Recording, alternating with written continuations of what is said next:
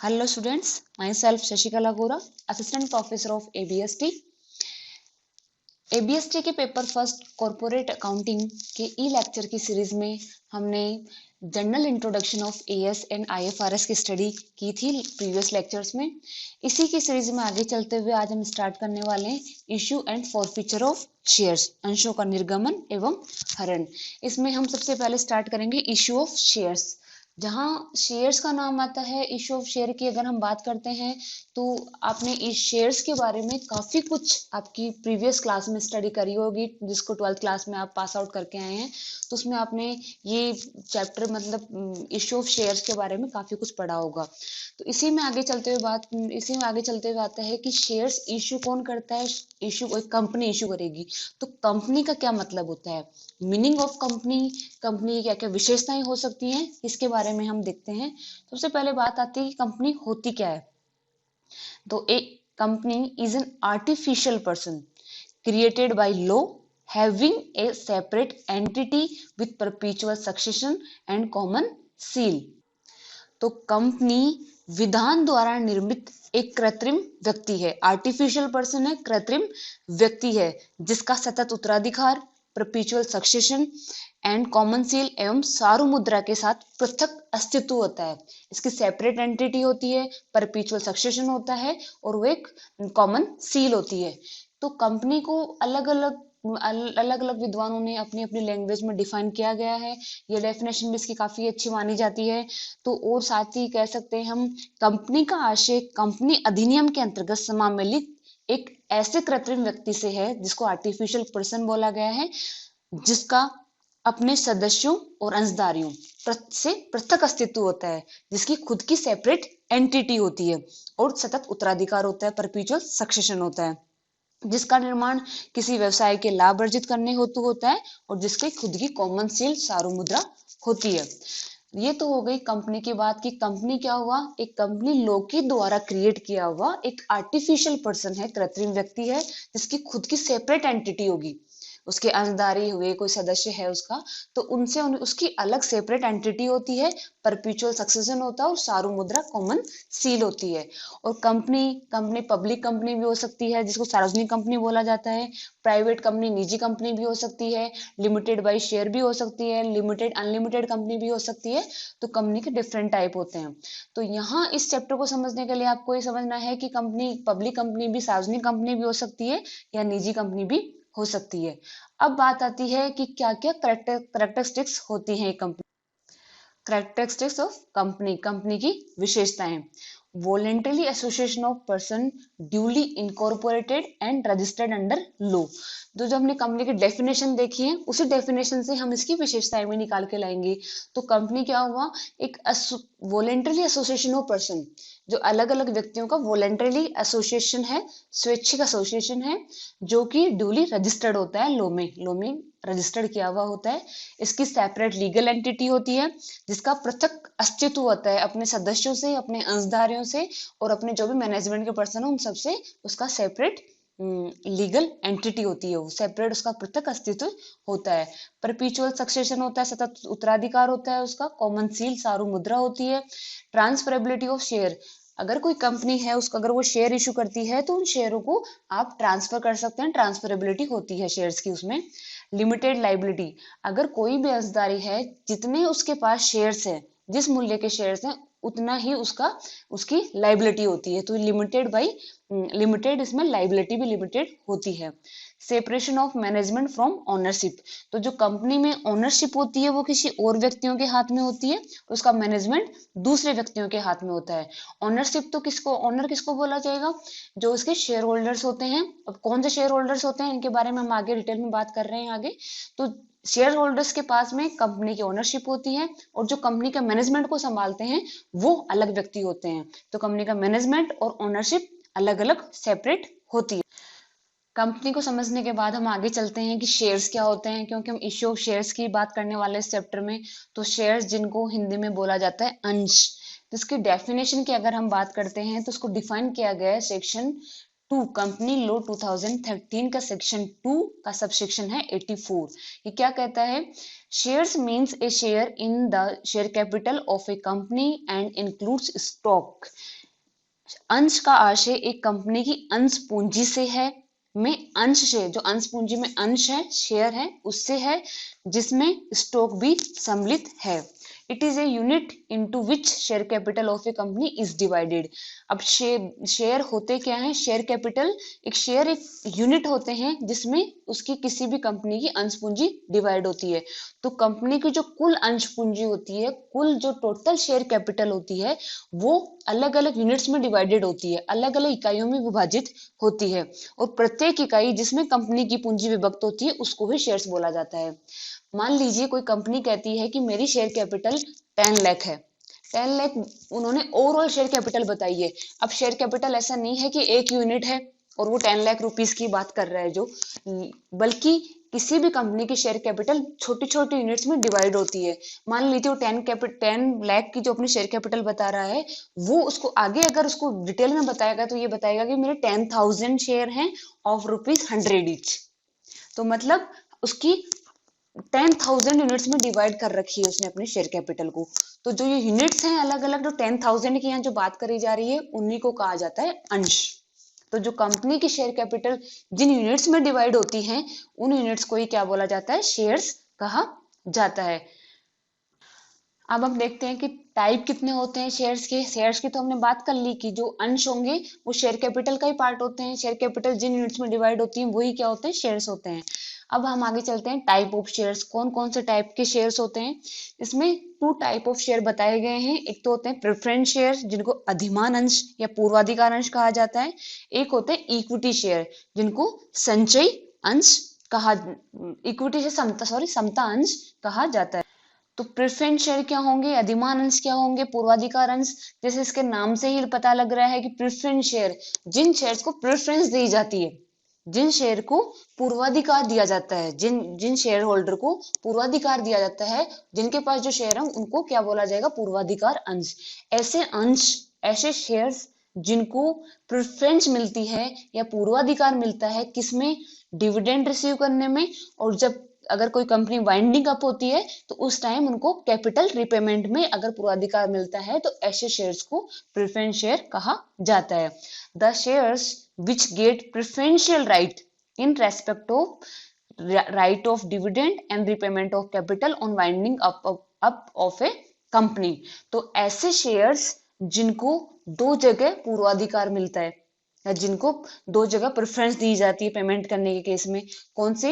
एक तो डिविडेंड के टाइम, जब भी कंपनी अपने लाभ को बांटेगी शेयर होल्डर में एज ए डिविडेंड, तो सबसे पहले इन शेयर होल्डर्स को जिनके पास प्रेफरेंस शेयर हैं, उन शेयर होल्डर को क्या दिया जाएगा? डिविडेंड दिया जाएगा।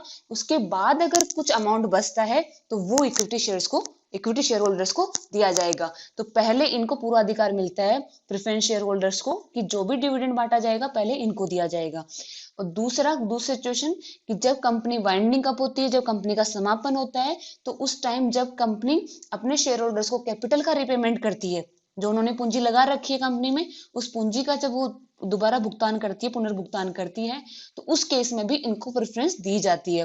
तो प्रेफरेंस शेयर होल्डर्स को पहले कैपिटल का पेमेंट किया जाएगा, उसके बाद ही इक्विटी शेयर होल्डर्स को मिलेगा। तो प्रेफरेंस शेयर वो शेयर्स हो गए जिनको पूर्वाधिकार दिए प्रेफरेंस दी जाती है। प्रेफरेंस शेयर के डिफरेंट टाइप्स बताए गए हैं, उनको हम नेक्स्ट स्लाइड में डिटेल में देखते हैं। दूसरा टाइप है जो शेयर्स का बताया गया है वो इक्विटी शेयर जिनको समता अंश भी कहा जाता है। तो the shares which are not preference share, जो प्रेफरेंस शेयर नहीं है, पूर्वाधिकार अंश नहीं है, वो क्या होंगे? समता अंश कहलाएंगे। मतलब जो प्रेफरेंस शेयर नहीं है वो ही इक्विटी शेयर्स होते हैं। Are called equity shares and do not get preference in about respect.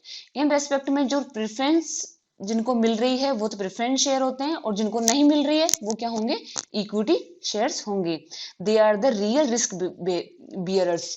क्योंकि इनको रियल रिस्क बियरर क्यों बोला गया है? क्योंकि प्रेफरेंस शेयर होल्डर को मिलने के बाद में जो कुछ बचेगा वो इक्विटी शेयर्स को मिलेगा। तो जिनको इक्विटी शेयर्स को समता अंश या सामान्य अंश भी कहा जाता है। तो सामान्य या इक्विटी अंश वे अंश होते हैं जो अधिमान अंश नहीं है, जो प्रेफरेंस शेयर नहीं है। ऐसे अंशों के धारकों को उसी समय लाभांश प्राप्त करने के उत्तराधिकार होते हैं उत्तराधिकार होते हैं जब अधिमान अंशधारियों को निश्चित लाभांश भुगतान कर दिया जाए। अगर कोई डिविडेंड डिक्लेयर किया है कंपनी ने तो डिविडेंड पहले पेमेंट किया जाएगा प्रेफरेंस शेयर होल्डर्स को, और उसके बाद में बचा हुआ अगर कोई अमाउंट बचता है तो फिर वो इक्विटी शेयर होल्डर्स को पेमेंट किया जाएगा। और ऐसा ही कंपनी के समापन की दशा में होगा, पहले पेमेंट होगा कैपिटल का किसको होगा, प्रेफरेंस शेयर होल्डर को, उसके बाद में किया जाएगा इक्विटी शेयर होल्डर्स को। अब आपको एक बार ये लगेगा कि क्यों फिर लोग इक्विटी शेयर खरीदेंगे, क्यों ना सब लोग ही प्रेफरेंस शेयर खरीद लें, क्योंकि उनको हर चीज में पूर्वाधिकार मिल रहे हैं और शेयर होल्डर्स भी रहेंगे वो कंपनी के। लेकिन इक्विटी शेयर जो कंपनी के ओनर, जो रियल ओनर होते हैं वो कौन होते हैं, वो इक्विटी शेयर होल्डर ही होते हैं, क्योंकि रिस्क कौन बियर कर रहा है, इक्विटी शेयर होल्डर बियर कर रहे हैं। अगर कंपनी कम लाभ कमा रही है, कम प्रॉफिट कमा रही है, तो उस केस में क्या होगा, हो सकता है प्रेफरेंस शेयर होल्डर को तो डिविडेंड दे दिया जाए, तो इक्विटी शेयर होल्डर्स को नहीं मिलेगा क्योंकि प्रेफरेंस उनको मिल रही है। तो जो कंपनी के रियल ओनर होते हैं वो इक्विटी शेयर होल्डर ही होते हैं, प्रेफरेंस शेयर होल्डर कंपनी के ओनर नहीं माने जाते हैं। नेक्स्ट देखते हैं हम प्रेफरेंस शेयर्स के भी अलग अलग टाइप डिफाइन किए गए हैं कंपनी लॉ में, उनके बारे में डिटेल में देखते हैं। तो अब हम बात करते हैं टाइप ऑफ प्रेफरेंस शेयर, अधिमान अंशों के कौन कौन से प्रकार होते हैं। तो सबसे पहले आता है कुमुलेटिव प्रेफरेंस शेयर, संचयी अधिमान अंश जिसको बोला जाता है। तो प्रेफरेंस शेयर तो वो हो गए जिनको क्या होगा, जिनको राइट्स प्रेफरेंस मिलता है डिविडेंड रिसीव करने में। तो कुमुलेटिव प्रेफरेंस शेयर वो शेयर्स होते हैं कि अगर मान लीजिए कंपनी के पास में पर्याप्त प्रॉफिट नहीं है, पर्याप्त लाभ उसने इस साल नहीं कमाए तो वो डिविडेंड डिक्लेयर नहीं कर पा रही है, और जब अधिमान अंश इशू किए जाते हैं तो उनके ऊपर एक परसेंटेज फिक्स कर दिया जाता है और उस परसेंट से उनको डिविडेंड देना ही पड़ता है। तो संचयी अधिमान अंश केस में क्या होगा, अगर कंपनी के पास अपर्याप्त लाभ है डिविडेंड बांटने के लिए, तो जो डिविडेंड उनको इस साल नहीं मिल पा रहा है वो डिविडेंड संचित होता जाएगा, और जब कंपनी के पास प्रॉफिट मिलेगा कंपनी को, जब कंपनी का पर्याप्त लाभ होंगे आने वाले सालों में, तो उन लाभों में से सबसे पहले जो इनका संचित हो चुका है, क्युमुलेटिव जो लाभ डिविडेंड हो चुका है जो प्रीवियस ईयर्स में इनको नहीं दिया गया था, उस डिविडेंड का पहले पेमेंट किया जाएगा और बचा हुआ डिविडेंड ही बाद में इनको बांटा जाएगा और इक्विटी शेयर होल्डर्स को दिया जाएगा। तो संचयी अधिमान अंश क्या हो गए, यदि कंपनी किसी वर्ष लाभ अपर्याप्त होने के कारण इन अंशों पर लाभांश देने में समर्थ नहीं होती है, वो एबल नहीं है कि वो शेयर होल्डर्स को डिविडेंड बांट सके, तो न दिया गया लाभांश संचित होता रहता है। अगर इस साल मान लीजिए 10% वाले प्रेफरेंस शेयर इशू किए हुए हैं और 1 लाख के प्रेफरेंस शेयर इशू किए हुए हैं, तो 1 लाख का 10% हो गया हमारा 10,000। तो 10,000 उनको डिविडेंड बांटना था आपकी बार, लेकिन लाभ नहीं होने की वजह से वो बांट नहीं पाए। नेक्स्ट ईयर क्या होगा, इस बार उन्होंने डिविडेंड नहीं दिया, नेक्स्ट ईयर फिर से कंपनी को प्रॉफिट नहीं हुए, फिर से उनको 10,000 देना था, तो ये 2 साल का डिविडेंड का बाकी हो गया, तो मतलब 20,000 डिविडेंड उसका ड्यू चल रहा है। ये कुमुलेटिव संचित होता जाता है जो बाकी रहा डिविडेंड। जब अगर थर्ड ईयर कंपनी के पास पर्याप्त मात्रा में प्रॉफिट होंगे, तब क्या करेगी कंपनी, सबसे पहले 20,000 जो पहले के बकाया डिविडेंड है उसका पेमेंट करेगी, उसके बाद ही उस ईयर के डिविडेंड का पेमेंट करेगी। तो न दिया गया लाभ क्या हो रहा है, लाभांश डिविडेंड संचित हो जाता है। जब कभी कंपनी को लाभ होता है या लाभांश वितरण करने का निश्चय करती है कंपनी, तो उन लाभों में से सबसे पहले संचयी अधिमान अंशों पर पूर्व संचित लाभांश, जो बकाया लाभांश चल रहा है, बकाया डिविडेंड जो चल रहा है, मैंने अभी एग्जांपल में बताया, जो पिछले 2 साल का जो बकाया चल रहा था 20,000, चुकता कर देने के पश्चात ही उस वर्ष के लिए डिविडेंड बांटा जाएगा। थर्ड ईयर में डिविडेंड वो तभी देगी जब वो पहले के 20,000 का पेमेंट कर देगी। ये करा गया है केवल क्युमुलेटिव प्रेफरेंस शेयर के केस में। वैसे तो जनरली कंपनी जो भी, जब कंपनी प्रेफरेंस शेयर इशू करती है तो वो क्युमुलेटिव प्रेफरेंस शेयर ही इशू करती है, जब तक कि वो अपने जो अंतर्नियम है आर्टिकल ऑफ एसोसिएशन में उसमें ये मेंशन ना कर दे कि असंचयी अधिमान अंश है, तब तक यही माना जाएगा कि जो भी कंपनी प्रेफरेंस शेयर इशू कर रही है वो क्युमुलेटिव प्रेफरेंस शेयर ही है। इससे नेक्स्ट चलते हैं नॉन क्युमुलेटिव प्रेफरेंस शेयर, बिल्कुल उसका जस्ट अपोजिट है, जिसको असंचयी अधिमान अंश।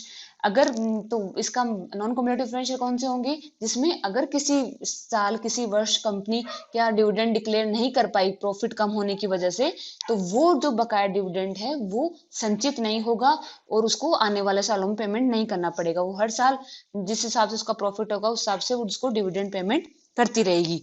तो ऐसे अधिमान अंशों को जिन पर कंपनी के लाभांश डिविडेंड देने में असमर्थ होने पर न दिए गए लाभांश को भविष्य के लाभ में से प्राप्त नहीं किया जा सकता हो।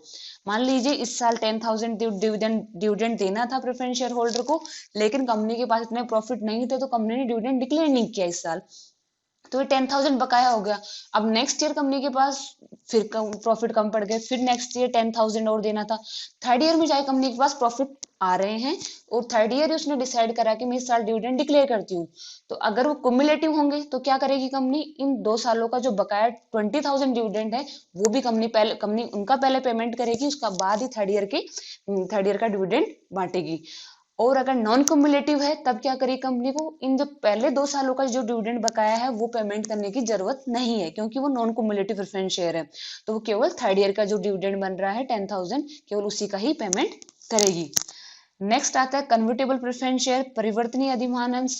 परिवर्तनीय अधिमान अंश या कन्वर्टेबल प्रेफरेंस शेयर वे शेयर्स प्रेफरेंस शेयर होते हैं जो कि जिनको उन शेयर होल्डर को अधिकार होता है कि एक निश्चित अवधि पहले से फिक्स टाइम पीरियड के बाद में, निश्चित अवधि के बाद या निश्चित डेट, एक फिक्स डेट को वो क्या कर सकते हैं, अपने प्रेफरेंस शेयर को इक्विटी शेयर में चेंज करवा सकते हैं।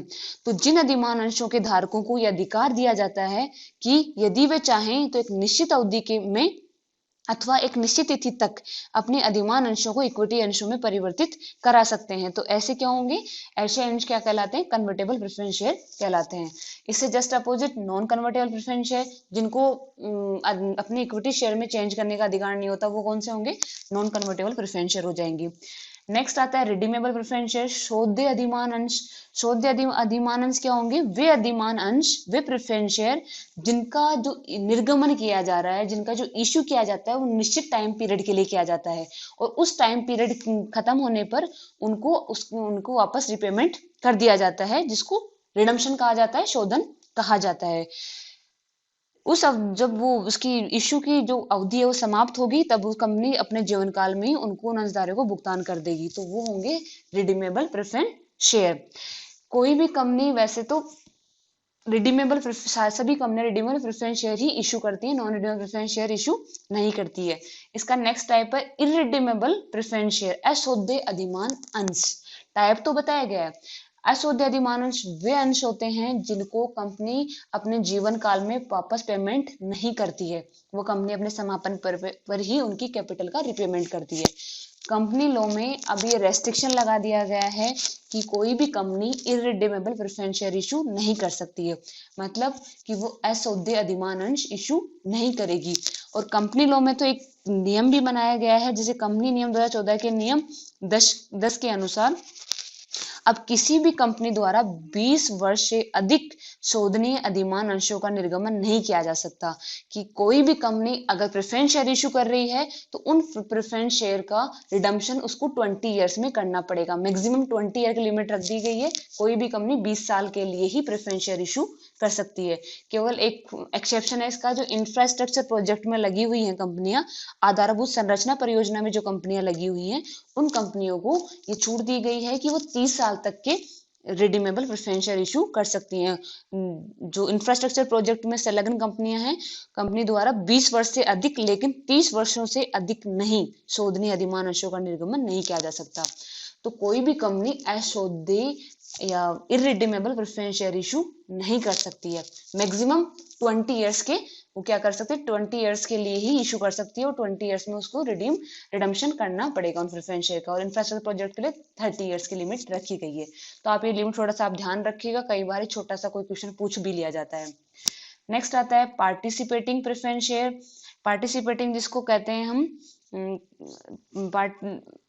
अविष्ट भागी अधिमान अंश या भागीदार जिनको बोला जाता है, अवशिष्ट भागी अधिमान अंश।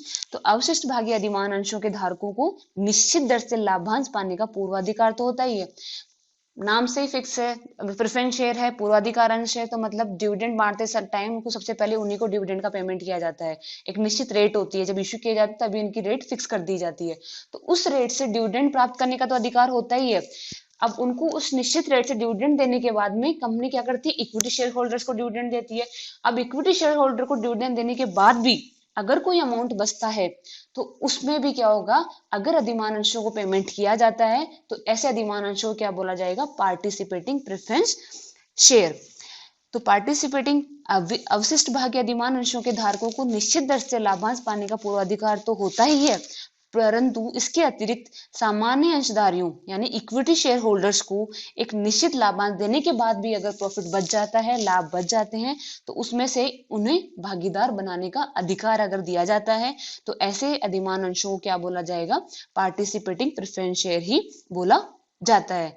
नेक्स्ट है नॉन पार्टिसिपेटिंग, जस्ट इसका opposite. Non participating preference share के केस में केवल उनको एक निश्चित जो परसेंट फिक्स कर दी गई है, जिनको जैसे 10% प्रेफरेंस शेयर या 5% प्रेफरेंस शेयर, मतलब इसके 5% उसको डिविडेंड दिया जाएगा हर साल, 10% का 10% डिविडेंड दिया जाएगा।